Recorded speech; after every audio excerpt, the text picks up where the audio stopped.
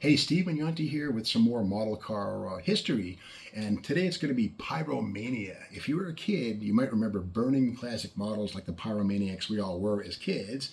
But there was also a company called Pyro Plastics of Brooklyn, New York. And they started out providing 32nd scale models like this thing right here. The box art was interesting, appealing to kids. And this was a 95-cent kit back in the day. This probably came out in like 1965, 60 cents. There it is right there, small change. Mom would probably get this for you as you were checking out at the grocery store, whatever it might have been. And in the series, there's a whole bunch of stuff here, all over the 32nd scale, some Fords and other popular vehicles, mostly antique type stuff. But again, these things, this one here, this is the Road series, and on the side custom parts. So they were hip to the idea that hot rodding was a big thing with the kids by taking their lead. Monogram models also had 32nd scale models similar to these, and Pyro was not leading the industry. You know, Pyro was definitely an underdog. If you thought Johan was obscure, Pyro was really obscure. And of course Eldon and Premier, other sort of orphaned model companies from back in the day. Now the thing is, they also got into larger models, and with that said, box art can be very, very deceiving. This is the Super Hemi Challenger right here from about 1972 or 3. And on the end of the box, you can see 200. It's a $2 model right there. So kind of expensive for the day, in keeping with an AMT or MPC model, which is priced about the same. On the side, we see here art. The side panel has all the features of the model. They're very, very reminiscent of AMT and MPC artwork. So you know that the people at Pyro are taking a good close look at their big brothers at the AMT and MPC and copying the box art. And again, the box art on these things is beautiful. It's mouthwatering, great illustrations again. And is the model inside like this? Well, let's keep looking. And let's move on to another model. This is actually something, it's a custom. It's called Blow Your Mind. And it's a custom Corvette, 125th scale. And here on the side, special features include a custom hood, racing mags, a spoiler on the back, and little goodies here, a supercharged engine right there, side pipes, and it says lots of chrome goodies. Goodies, yeah, there you go, we're hip with the kids. One-piece body shell, which is a big thing, we'll get to that in a second. Authentic decals, clear plastic windows, and on the other side, what we have, Blow Your Mind. Once again, you know, juvenile appealing graphics right here, illustrations that would, you know, if it's like a cartoon almost. Does it represent what's in the box? Well, let's open it up and have a peek. And this is something, I buy these things on eBay. They're very inexpensive. Again, polymer models are third string players. And here's the body. It kind of looks like an MPC or an AMT Corvette. It's proportionally pretty good. Big holes here for the goofy side pipes. Underneath, I would say they probably took a good long look at the MPC or AMT Corvette Stingray and, you know, probably had a good look and then made their own tool from it. It's not a copy, but it's a this is definitely reminiscent of AMT and MPC stuff. And here's a bag with all the loose junk inside. And here's that supercharged, well, here's an engine inside and just bits and pieces from the kit. And just, I put them in a bag like this because they're loose off the tree. But molded in white, this one here. But again, this, I think I paid, I don't know, maybe 20 bucks, something like that on eBay just to make this video. And also to showcase the idea that, you know, Palmer scale models would appeal to kids, but with that said, once you open the model, you may or may not have been satisfied. More on that in this next model coming up. Now, these are also interesting models. It's a 1975 Charger. Now, we get into sort of the ugly underside of this thing. Now, Palmer Hobbies was the name by this point. 1975, the Charger was a big deal, of course. All new Charger for 1975.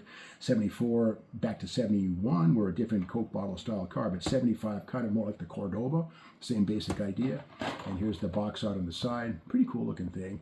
And both sides of the box have the same illustration, complete with chrome plated parts, loads of race and custom goodies, custom race decals, paint to match illustrations, available at your dealer, cement not included. Now let's open the box and see what we find. Remember how the Blow Your Mind Corvette was a one-piece body? Well, this Charger is a rude awakening. Multi-piece body. This is theoretically 125th scale. I don't know. I'd say it's something a little smaller than that. But again, it's up to you, Johnny, to glue this thing together and try and make it fit and work. And the rest of the body, the roof, glue that thing on. And the Lando slots here, they're not open. It's up to you to carve them out or whatever. And again, molded in black plastic. The chrome grille is realistic-ish. You know, the chrome's decent, whatever. You know, it captures the look of a 75 Charger, kind of. And the tail on the car, you know, similar but not, yeah, and the taillights are just baked into the chrome bumper, nothing exotic or even detailed about that. And the real ugly stuff is the wheels and tires. The wheels, these are generic wheels. These are all Palmer models, pretty much right here. They're not chrome plated. Sometimes they are, but in this case, the tree is just black parent plastic. And they're ugly. They have a metal axle that pops into the back of the wheel. And the tires, they're a disgrace. They're vinyl-ish, but they're hideous.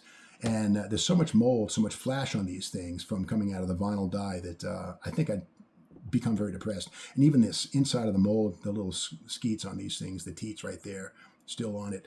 And just basically a very depressing model. And these are the decals. Actually, they're not decals. These are adhesive, they're stick-on paper is what they are. They're not even decals. They're not water slides. You peel them off, stick them on the side of the car, and hopefully it looks good after you're done. But nothing's going to make this model look good. I hate to say it, especially with the multi-piece body. So this is what you got for probably $1.50 back in 1975. Of course, inflation was raging, so it might have been $2 back in the time. The box art's nice, but again, kind of a letdown. If you were a kid, I'd say, Mommy, I want to send this one back. And going further, so Palmer did some interesting things. Before I get into this one, this is 1966 Oldsmobile Toronado. First year for the Toronado, front-wheel drive, the wonder car. I think Motor Trend. It wasn't car of the year, but I know Motor Trend celebrated these cars. Very cool. And nice box art, really good-looking thing. On the side here with the usual Pyro Plastics side panel there. Typical customizing parts, and they're just very generic. No big claims being made. And it says here, this kit includes an electric motor. So let's find out what that looks like.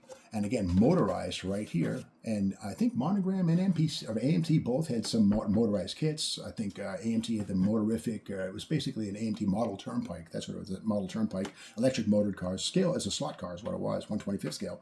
But again, this thing here is motorized. Let's take a look at how that works. Now the box art is quite nice. The illustration's nice. I dare say that it's, almost sort of a factory design prototype, or sort of a design studio picture. Nice, like it. Instructions, well, okay, here it is right here, is how to assemble your car. And before we do that, this is also a multi-piece body. The body on this thing is glued together several, it's the lower side's glue on, pretty hideous. The interior top glues in, the windows are, this is partially built, but just basic, no hood, no opening anything, no engine, but there is a motor. And what do I mean by that? Well, here it is, the electric motor right here. And some people wonder why these Palmer models have this big weird, the chassis has a big bump on the back. That's because when they were sold as electric powered cars, you got this electric motor in the back right here. Same stupid, hard plastic tires on these things. But again, this would screw up onto the car. And it takes a single AA battery. I tried it and this thing doesn't work. The battery's good, but it doesn't, the thing goes in here, the battery does. But it's a motorized thing. And again, here's the typical chrome-plated custom parts on the tree. At least you got chrome on this one here. But again, the old Toronado, here is the tail of the car, nicely rendered-ish, But again, nothing like Johan. This is a Johan promo. And you can see the 1/25th scale Johan is quite a bit more realistic. And of course, this thing is, I don't know, who knows what scale that is? 1/40th? Who knows? Doesn't matter. But the Johan is beautiful. This is a promo, but there were also plastic kits of these cars that were very much available back in the day. But again, beautiful work right there from Johan, which is not as big as AMT or MPC, but certainly much bigger than Pyro. Okay, we go into this area here. Let's put this thing back where it goes. Into the trash. No, I shouldn't say it. It's kind of neat, I guess, if you're a Toronado fanatic. This would be a nice thing to have in your collection, I guess. As a kid, going back into the day. But if you can't get enough motorized model kits, well, Palmer had you covered with these. This is the Big Drag Challenger. It's probably a 73, something like that. But if you look at the license plate, it says 426. So somebody at Palmer was hip to the idea that 426 meant Hemi, which was sort of a dog whistle to people who like power. But speaking of power, complete with power pack electric motor. And one thing about these is that the box art is kind of cool, but the thing is, the box has a hole here to display the electric motor. Now, I imagine these probably had a cellophane plastic wrapper on them. Otherwise, kids would snatch these things right out of that hole. It must have been a nightmare to be a retailer. So I don't know how long these were made, but $1.49 right there. So fairly inexpensive. This was certainly a 73 or 4. And inside, what do we have? Here's the instructions. Oh, the dreaded multi-piece body. There it is, the wonderful Palmer multi-piece body. The front and back glue on. There it is, molded in sort of like a flesh tone, like diarrhea, baby poop pink, if you will. Hate to say it, but it's true. And vinyl top cover. It's up to you to glue the roof on. Nice. Not like that. Looks like a Challenger SE. Whoops. There we go. And small glass window, smallish window. And it goes on like that. And if you want to do the body filler and putty it on, have fun. I think I wouldn't bother with that crap or effort. And with that said, here is the chassis. Kind of interesting. This one is molded in gray plastic with some dual exhaust detail. I haven't seen that before on one of these. Kind of neat. And here's the void in the back where the electric motor would live. And here's the slot for the battery to live back here. And here's that mighty 426 microscopic electric motor right here. It doesn't work either. I hooked it up to a battery. It doesn't want to go. So this thing is from 1975, 74, whatever it was. And again, the side of these things again. Mommy, I want to go home. There it is. And here's the steering wheel, right? The tough wheel, not even. Well, kind of. Well, I don't know. Who cares? But anyway, and again, this one here, gray plastic, custom parts tree, and again, those generic, horrible mag wheel tire things, whatever they are. And again, those hard plastic, nasty rubber tires, complete with the same ejector marks right here, the flash from the mold that these things came out of way back in Brooklyn, New York, where these things were born. And here's the electrical stuff, the axles and whatnot. They're part of the motorized stuff that come with the kit. And again, $1.49, not, right in keeping with, cheaper models from AMT, MPC, bottom of the bin stuff. So I'll put this thing back in its crypt, never to be seen again. I'm not going to build this, that's for sure. And if you wanted to have like maybe a model club contest, build the worst model you can, the best way you can. Start with these things. I dare you to come up with something that looks halfway decent, but there it is. One thing I do see is the Challenger E-body console right there. Pretty realistic rendered right there in the middle right there. That's where the slapstick would go, the shifter and the console between the seats. That's realistic-ish. Probably the most realistic thing in this entire kit. Let's put the instructions back there. Let's move this one off to the side. And going further with these models, this thing here, another $1.49 kit. This is the motorized Boss Barracuda. Still with the hole in the box right there. Good for the shoplifters of the world to unite and take over. It says here, Boss Barracuda, unassembled all-plastic model kit. Kit complete with electric motor, battery terminals, customized accessories, wire clamps, and chassis. Again, Pyro Plastics, Brooklyn, New York. Let's open it up and see what we find. And again, the box art is it's like a cartoon, but pretty interesting, appealing to a kid, I dare say. And then here we have, again, this is a black instead of a gray chassis right there. Dual exhaust effect in there. And here's the bump for the electric motor on the other side. Now, somewhere along the line, some MPC Goodyear polyglass tires were stuck onto these wheels by some kid along the years. So this is not factory stuff. But with that said, this is the underside of this thing. The top side is this abomination. I mean, nicely done model of a 1970, whatever it is, Barracuda. Challenger? What is this thing? It's a Barracuda, Boss Barracuda. Here it is. And only a roadster, this convertible is what this thing would be. Here's the windshield, A-frame right here. We go on the A-pillar. And the wheels and tires, same generic stuff with the hard tires, whatever they are. Metal axles, kind of depressing. If you're a bad kid at Christmas, this is what you got. If you get anything in your stocking, if it wasn't coal, it would have been one of these. In fact, the coal would be more useful than one of these models. Just kidding, not really. And here's the custom part stuff. There's two of them. Look at this. Ooh, two of them. How nice. A bonus. And some knockoff wheels for some other model. There's the spinners for some knockoff wheels right there. And just, generic stuff. The grill is not horrible. It's really actually kind of realistic for a 1972 Barracuda right there. And even the tail. It says CUDA right there. And I don't see any Daimler Chrysler or Stellantis markings or copyright stuff. This is definitely back in the day before you had to get licensing. And so as a result, you can use these terms on these things and not go to jail. But anyway, I think I'd rather be in jail than build one of these models. Just kidding, not really. Okay, let's put this back in the box and let's move on. Let's go further down market with these things here. Now, Palmer, they cut their teeth, so to speak, on 1/32nd scale models of, rather bland vehicles. Well, they try to perk things up with these things here, the Lowriders. And this is one of them here. Again, I think the MPC Zingers were the target for these things right here. And this is the Lowrider, it's I think a Lola race car. Yeah, Lola race car, which is basically a Can-Am style open big block 427 powered vehicle, late 60s, early 70s, the Lola T7, T30, whatever it was. And here's another one from the series. This is the Ford GT Boss Bird. This is a takeoff from the Ford GT40. Same basic idea. And these would have been at $1 kits. And this is a 40 Ford. Now again, the 40 Ford was one of the 1/43rd scale or 32nd scale models from Pyro. And this is sort of a reimagining of it, sort of perked up a little bit. And on the side we have the supercharger, a double stack 671 blower, which makes it a 1271. There you go. Just kidding. It's cartoon land. We're talking about chrome pieces and parts. You know, interesting piece. Let's look inside and see how appealing this thing is.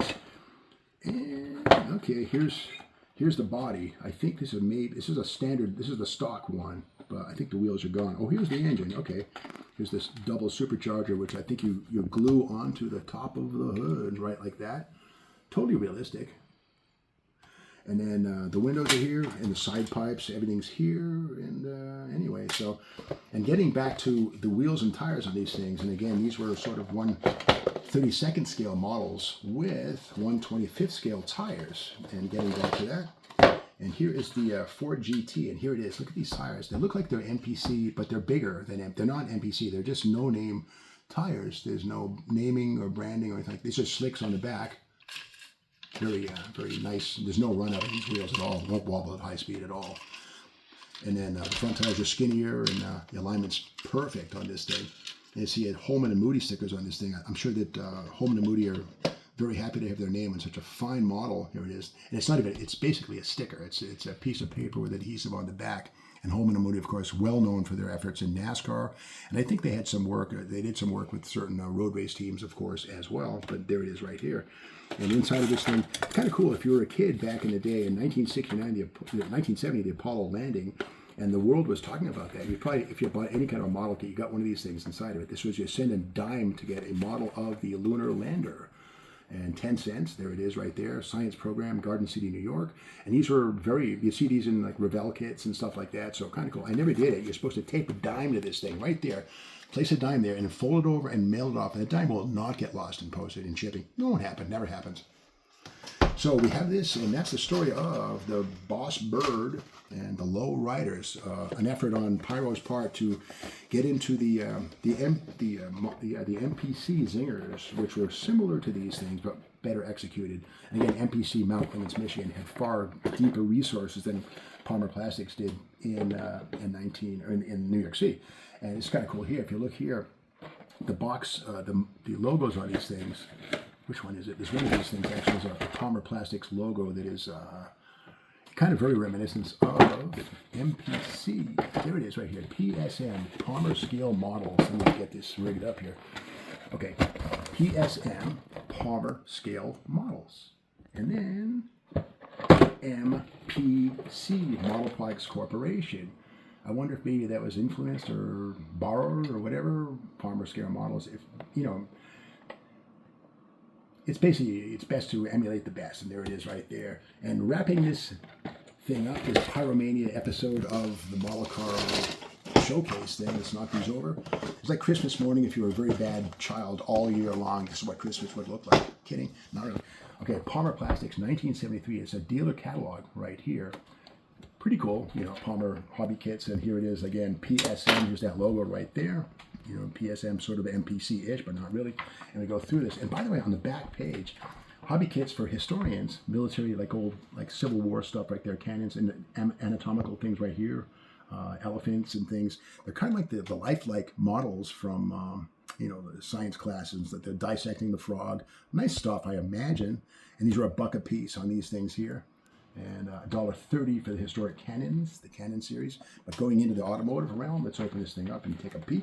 And here they are, 120. This is 1973, 125th scale, 24 scale. Here's the Pinto on the right, which I think had a one-piece body. I may be wrong. And here's the custom Corvette. This thing we saw, the Blow Your Mind Corvette, which is basically a brother to this thing here. These had engines, decent tires, interiors, often open hoods. Not a bad stuff. Dollar, what were these? $1 a piece. That's it. Okay, $1 for these things.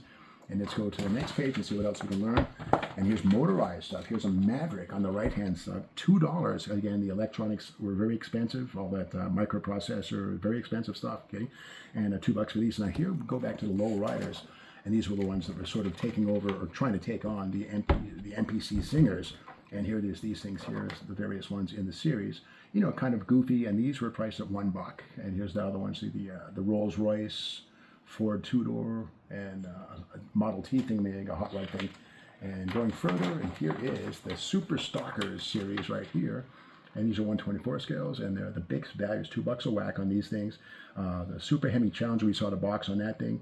And this is the Blow Your Mind full-blown Vet and the Boss Super Stang. And here's some 143rd scale cars here, always multi-piece bodies on these things.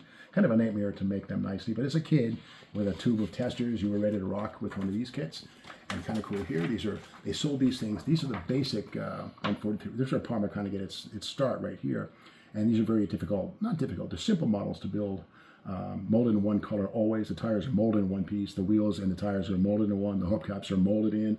And here's a retail case right here on the bottom right corner, cardboard. A customer display, 10 pounds in a display assortment, and some stuff on the left. A Chaparral, a Porsche 917, whatever that thing is, and then a 904 GTS. And then other stuff in here. And here's the hot rod stuff. Hot rods, and then just model car kits, and these are interesting. Here's the display case on the bottom left corner of the right page, and cardboard. And if you were a dealer or retailer, you get one of these things and it would sell itself, kind of. And then that's the story. Then let's wrap this up with something that the box art doesn't always reflect reality. This is the 1971 Mustang Boss 429. We, of course, know the Boss 9 was made in 69 and 70. 1971, a whole new Mustang. The Boss 429 wasn't even a thing in a 71 Mustang. So kind of a weird, not a what if, I shouldn't say, but on the side of the box, there's the same box art, miniaturized. It says complete with clear plastic windows, customizing accessories, decals. They're not decals, they're stick-ons. Plated parts, a chassis, there you go. And again, here we have typical customizing parts. There's no talk of Craigers, nothing here. It's just basically random stuff. And again, the same tree would wind up in every kit. Sometimes with chrome, often without it. And let's look inside this Boss 429 1971 and see how much heartache we got. Oh, lots of heartache. Multi-piece body again. Ugh. And again, here's the chassis. But this one here has the provision for the electric motor, but this is not a motorized one. And the roof, have fun. And again, looks more like a 69 Mustang. The back, maybe a Maverick, hard to say. Got the Mach 1 hood, kind of nice. the dual NACA hood. And here's those cool decals. They're actually stickers, and they're losing their stick. But anyway, there it is, number 8. You gotta like number 8. Lucky number 8. There I have it. And here is the dashboard. Here's the wing, the Go wing on the back, the Mach 1-ish wing. The dash with gauges and stuff. Oh, okay. And this is the chrome tree, Mach 1 or Mustang-ish, kind of correct with the grille. And here's the taillights right there, the rear bumper all molded in one piece. And of course the sides for the Boss 429, 1971, non-Boss 429. Here's one side, here's the other side. And here's the chrome tree right here with the typical custom parts, always the same, the knockoffs, the whole stuff. You find these in every single one of these things. And here is the wheels, the hubcaps, same wheels and tires, same hard rubber with the ejector marks. One thing that's kind of neat is the sport slat rear window right here. It's baked into the window glass right there. It's kind of cool. But with that said, that's not a Boss 429 model. This is a Boss 429 Mustang, 1981, and Monogram models came out with this thing. Really, really amazing, very realistic, and just, light years away from the Pyro Plastics 1971 release. And again, Boss 429 kits come in many flavors. Now we have the bottom of the barrel and the top of the mountain right here. Thanks for watching this issue of Pyro-Mania, Pyro model style. Now go get your matches.